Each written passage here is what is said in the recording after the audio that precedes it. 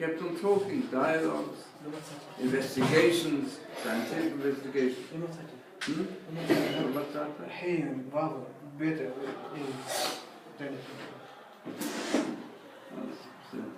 אפשר להביא לי גמרא של ש"ס, של פרופסור, ספר פרופסור.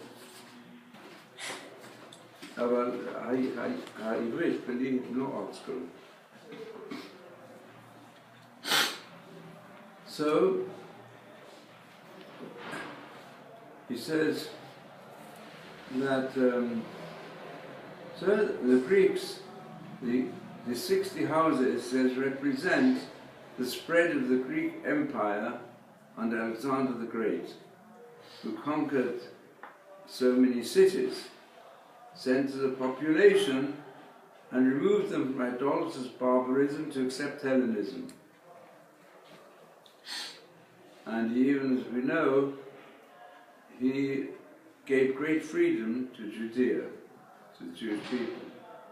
But then his successors, they transformed the empire into a cruel one, and especially against the people of Israel.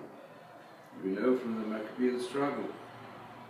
But what happened to the Greek Empire was swallowed up by the Romans. So the serpent is Esau, is the Roman Empire. It's also very cruel to the people of Israel, burnt up our temple, and then after the Adriatic persecutions. So this is the power of evil represented on the evil aspect of the Roman Empire. But then came a female raven, Oreb it's called. Female raven is Islam. I'll refer to our times. And the female raven they swallowed up, the Roman Empire, if we extend it further, the concept of power and living by the sword was employed by the Nazis with the greatest cruelty ever imagined.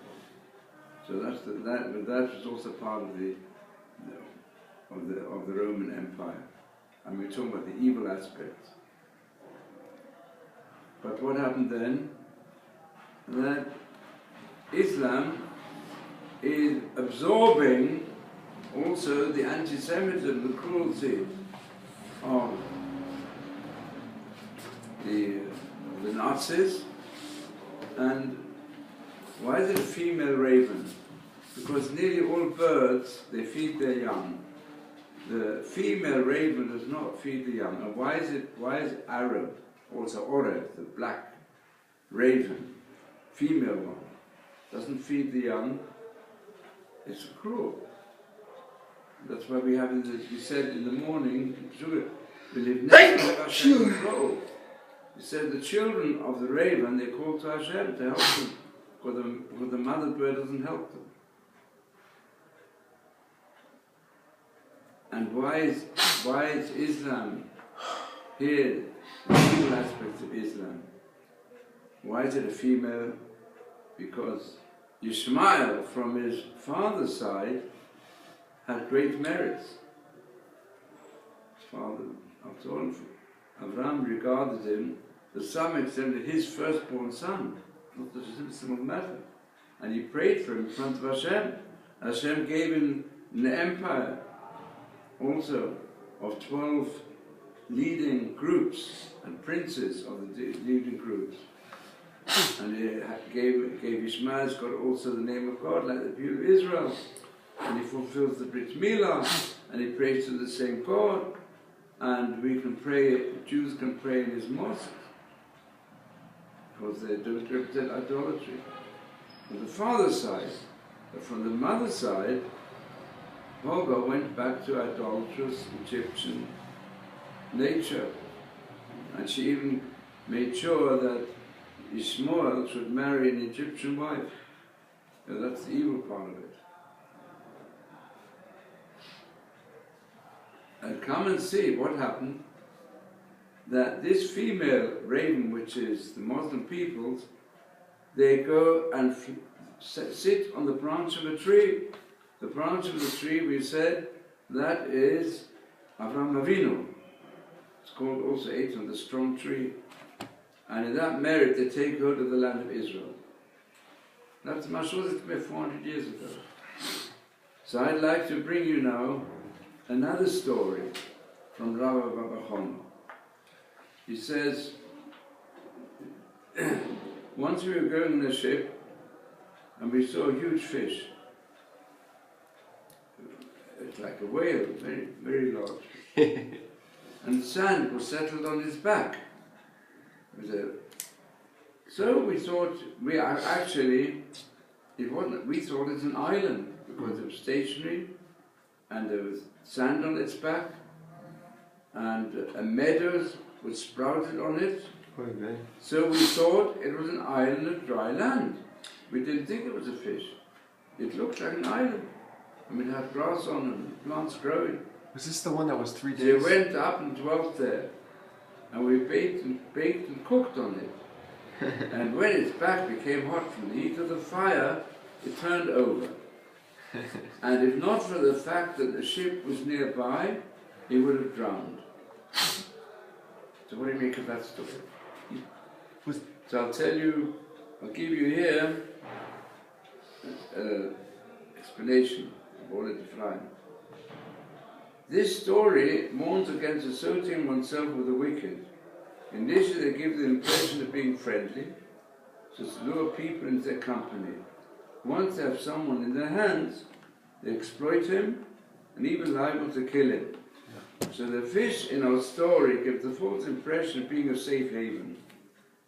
But once people have made themselves comfortable on his back, his temperament becomes heated and he attempts to drown them. The ship nearby that offers them refuge alludes to the help of God, which is never far away. As it is written, Karov Hashem B'chol Korov. God is close to all those that call upon him. This is the explanation given by a teacher who lived 150 years ago. But now I want to give an explanation given by the Tzibor who lived over 200 years ago. And he says that this is a reference to what might happen in the future. Just like the Mashal explained in the previous episode. Rabbi Chono gives symbolic representations of the movement that might take place. He says there might be a situation that we Jews feel in the future times that we can settle in the land of Israel and everything is fine. As we travel, the Jewish, we're wandering people. We wander from place to place. And we hope that our wandering to the land of Israel will be safe. We come to the land of Israel.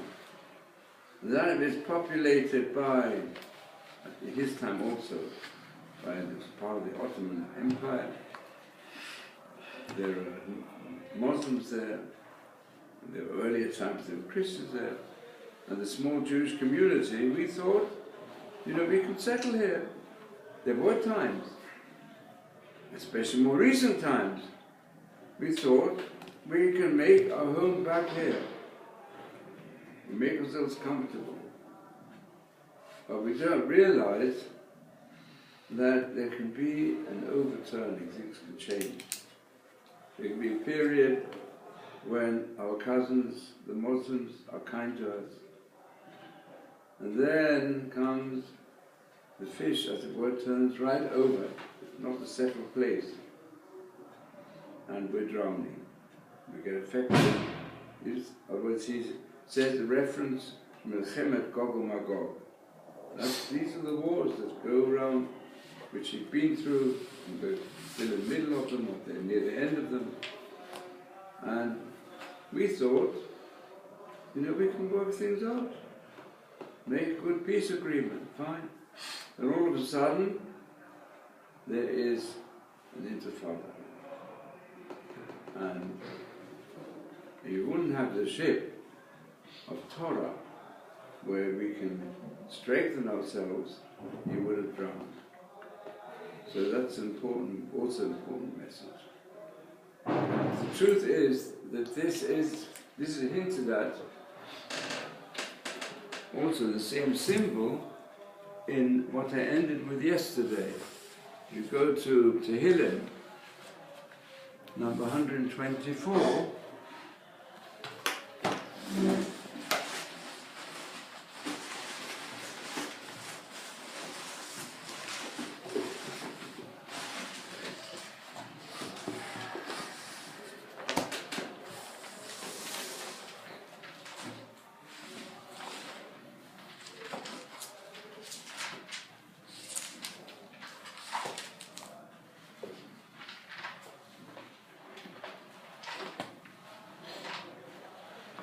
On page, 788. I can't see. which page? Tehillim, you On said? page Okay. 790. Okay. So this says, if not for Hashem who's with us, it will now say, if Hashem were not with us, then when man, Adam, Adam, when the nation which goes by the name of Adam, although it's Peri Adam, it's a wild man, when they rise up against us, they will swallow them up alive. When their anger is kindled against us, then the waters would have overwhelmed us. The stream would have gone over our soul. So this episode of Rabbi Chono illustrates this. The way in which the people of Israel frequently could have been drowned, especially in recent times, if Hashem wouldn't have helped us. If Hashem, let's say, Hashem wouldn't have helped us, in fact that's even their words. They say, we want all the Jews, that's what they said before the Six-Day War, and that's what Hamas is saying today, and Iran also, all the Jews should get into the sea. Down in the sea, that's all they do. Because all around they're preparing this. If Hashem wouldn't be with us, where would we be? So therefore, blessed Hashem is not given us as a prey to their teeth. And we managed to escape like the bird. The last verse is, we escaped. Our help is in the name of Hashem, who made heaven and earth. And everyone agrees, the Six-Day War, in the help of Hashem, Li Moshe Dayan, who didn't like to mention the name of Hashem in any of his speeches. But after the Six-Day War, he put a note into the Kotel. And that note said, Zeh hayom asa Hashem nagila v'nizmachalo. This day, when after the 6 days, they were saved, Hashem did it. Not our army. He was there at the army, but he said, not our army. It's Hashem. So that I brought you yesterday. I brought you the description of this deep psalm of Tehillim, given by the Arizal in the words of Chaim Vital. So to see it a bit more, says,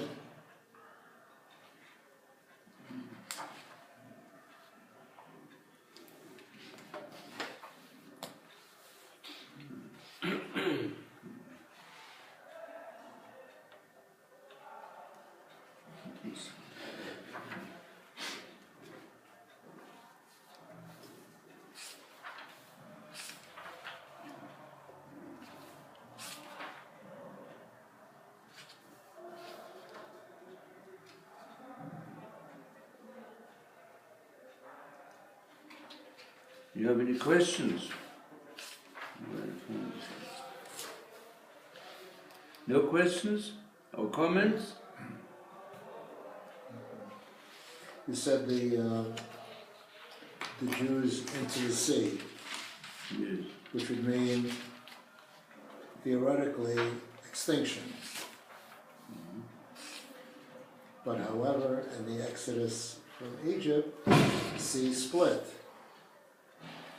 The Jews came through the Hebrews, came through to dry land, and their pursuers were extinguished. Yes. Therefore, the same miracle could occur, even if they say we're going into the sea. Yeah. We're saved.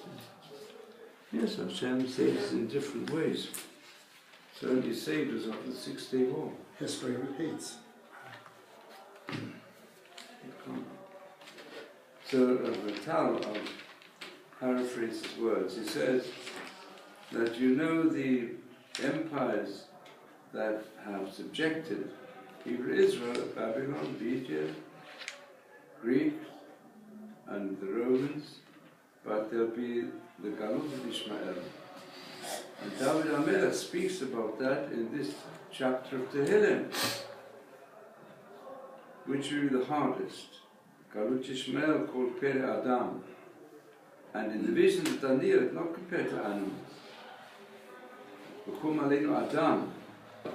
Why is he an Adam? Because he has the merits, he's the son of Abraham, so he's got the merit from Abraham. And Abraham prayed for him. He's got the merit of the Brit Milah.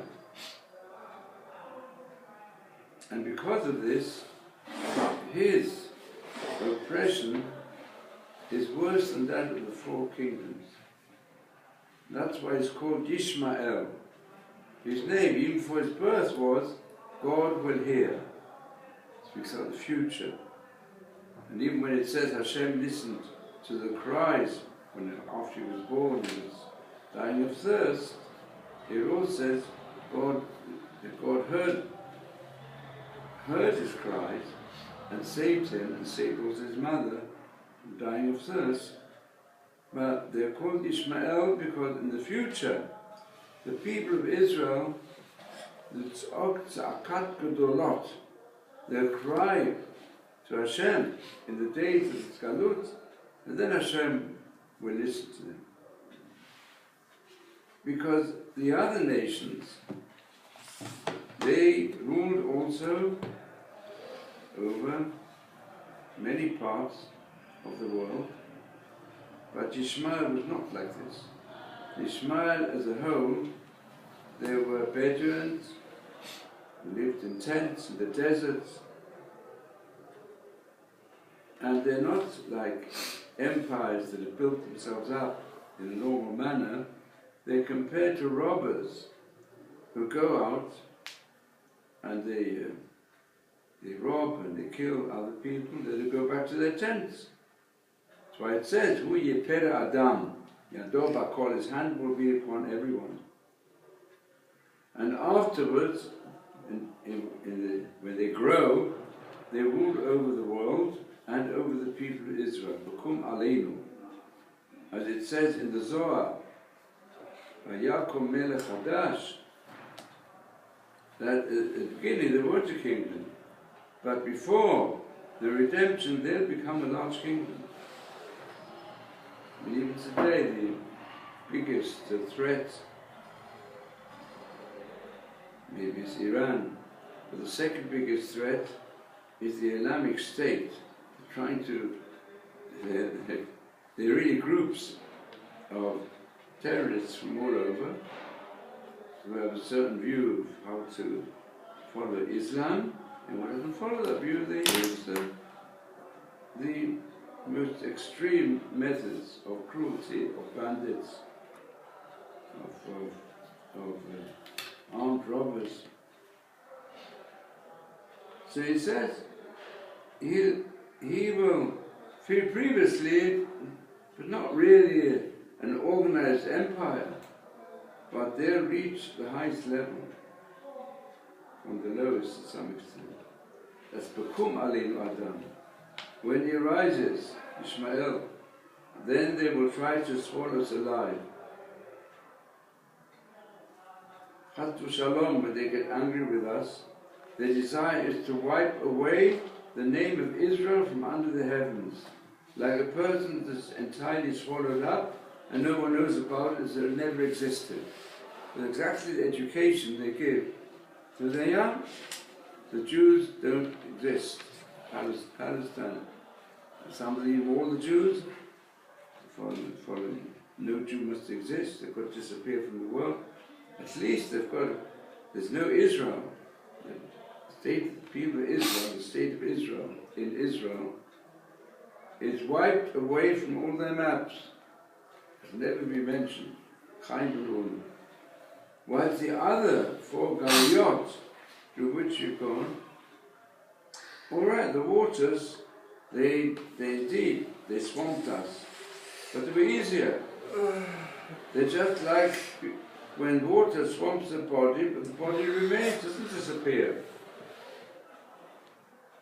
And it was sometimes al nafshenu, below al aguf, they tried to remove our religion, but our body should disappear entirely, nothing left of a Jewish person. They didn't go as far as that. And even Islam at the earliest stage didn't go as far as that, but now that's how it's going. There's no care. So it's Azai aval nafshenu amayim azelunim. Yet the waters of presumption of the other nations were presumptuous waters that caused us, many Jews, to leave their religions, have to put their religion in secret, like the Christians. So Jews had to hide themselves as Jews because they did not permit them to perform the Torah, as happened in the Inquisition, as happened in communism to a great extent. But today we have the situation that Kodesh Ishmael, they want to kill us completely, to take away our possessions and to take away our bodies, to swallow us alive.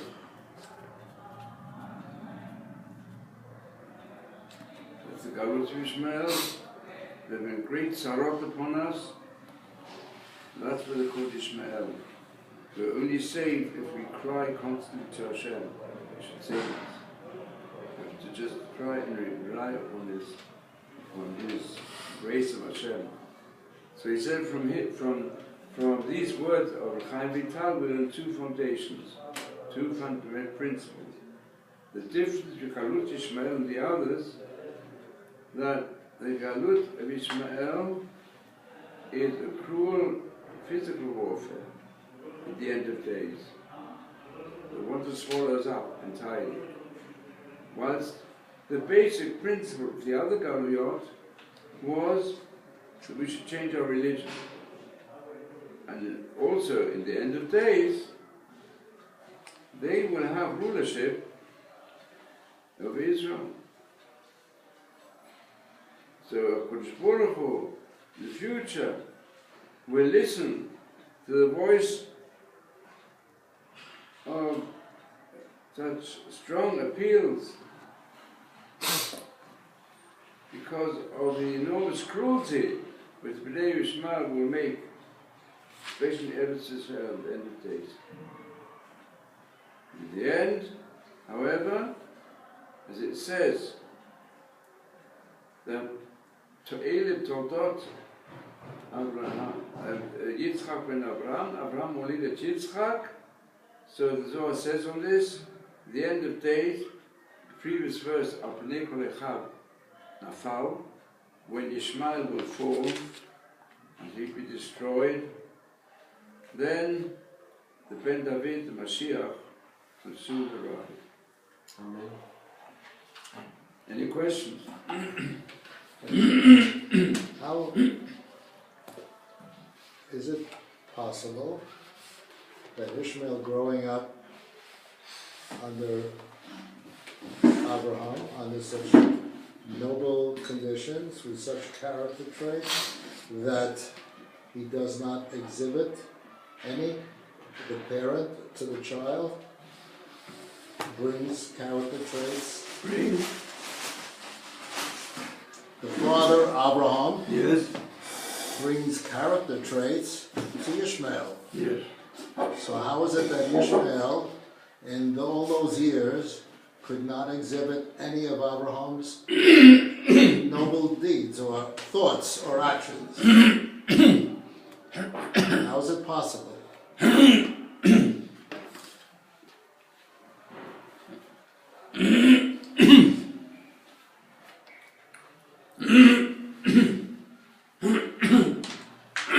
Some water here. Thank you very much.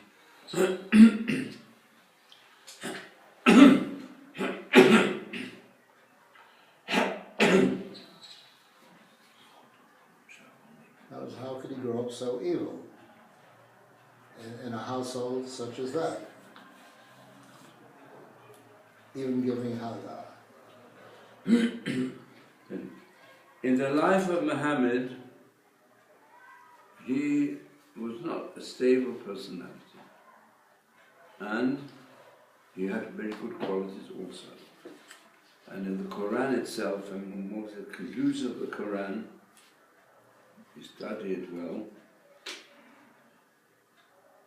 the teachings of the Quran, as they were explained frequently also in interpretations, and as still a minority who explain it as such, is based that despite the ups and downs of the personal life of Muhammad, because he did have a Jewish teacher one time, he had a Jewish wife one time, and he had friends who were Jews, but then when the Jews dismissed him and said he has illusions, so he fought against them. So there have been also periods of the followers of Muhammad where there have been very high people, even great saints, amongst the Muslims, especially in the golden period of Spanish Jewry. And even until today, there are Muslims who with high intelligence who are very much against this extremism. But their voice is hardly heard. And some of them are even afraid to talk, because if they'll point out their view that they say the Jews are right, and Mecca, Jerusalem not mentioned in the Quran at all. And even the episode concerning the winged horse that transported Muhammad to the furthest mosque. It doesn't say the mosque was in Jerusalem. No? It's a different place. And from there it went up to heaven. It doesn't say Jerusalem. So there are a lot of myths that have been blown up. Today they're blown up and distorted to the extreme. You know, if they say that, some of them saying no, there was never a temple. But according to the straightforward, the script of the Quran, you've got to follow the no-chad code. You can't kill people. I will never forget when a person came to see me in the yeshiva, an Avrech. We were all learning in the kollel. He told me his story. He was raised in Ramallah as a Muslim, and he knew the Quran by heart. He was the best student in his class. No one else knew the Quran like he did. And he prayed with great devotion. And he asked his father once or twice, why can't we find out about the Jews? In secret he's found somewhere also able to read a bit of the Old Testament, which they don't allow.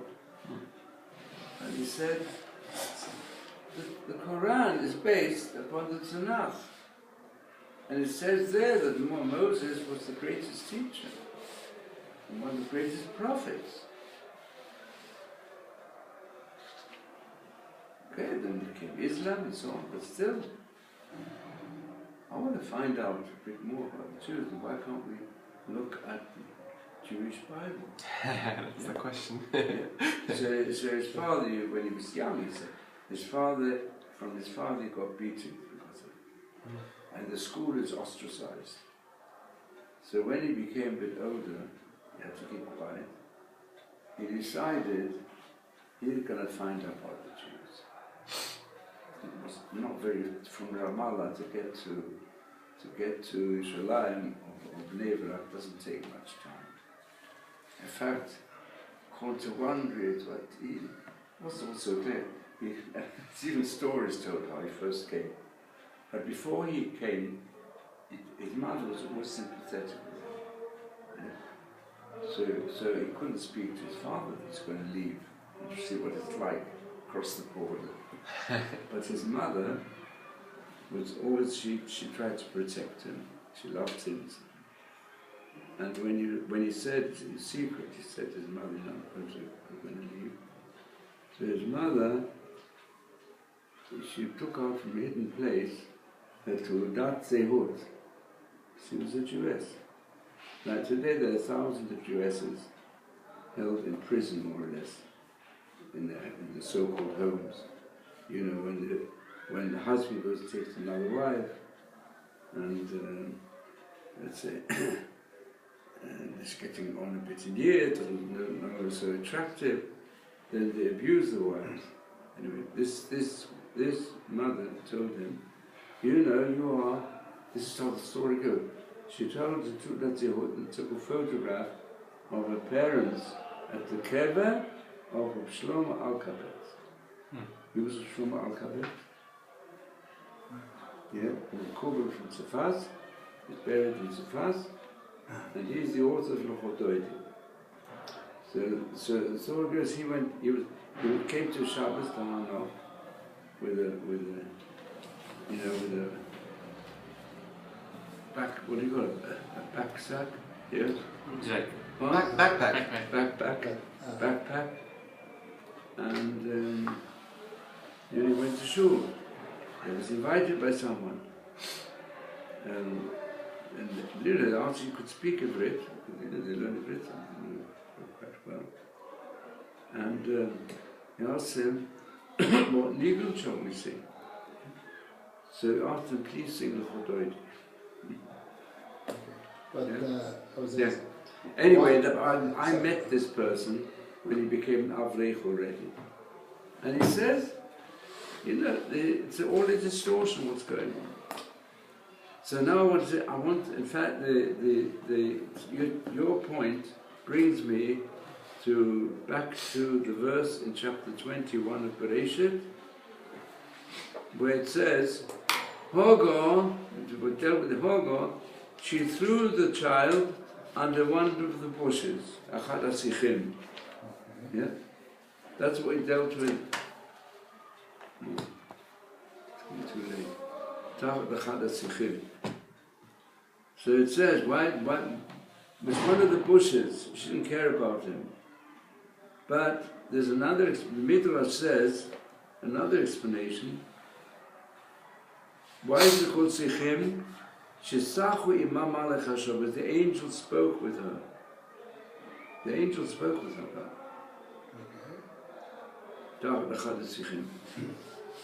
And it's the place where the angels speak. Because the angel spoke with her in the same spot. Then she found the well. The well was at the place where she threw away Ishmael. And right next to where Ishmael was, there was the well. And from that place, the angel spoke with her. So it was a place where Hashem speaks. Because the word, you should know, in Hebrew language, very deep, you'll find that the nervous system of the person is in the form of a tree. The root is in the head, and then the trunk is the spine, and then the different branches, parts of the nervous system, they go and activate all the limbs. And the fruit is good deeds, which you do with your limbs. In other words, the inner life of man is the power of growth. You find in the plant world. That's why Gan Eden, the whole concept of Gan Eden, there you have all the trees, is because there's a parallel between the trees, the power of growth, and the human being in his power of growth. To grow is, you find, it's even simcha. Simcha is joy, and simcha is growth. Phonetically, almost the same. Because when you grow, when you're happy. When you wither, then you're unhappy. So you have the same phrases. Novel is a withering person. It means a withering plant. In life, we also even say some person becomes a vegetable, unfortunately. But not a vegetable that grows, but a vegetable that withers. So this is not just a comparison, it lies deep in the psychological, or let's call it the psychosomatic structure of the human being. It has the aspect of growth, of plants. Ki Adam Eitz HaSadeh, and you find the first chapter of Tehillim, it's the same concept. So tomorrow in the Shir, I'm going to develop this further. Just to follow up, once. Yeah, no, I've One? gone over too long. Okay. Not fair.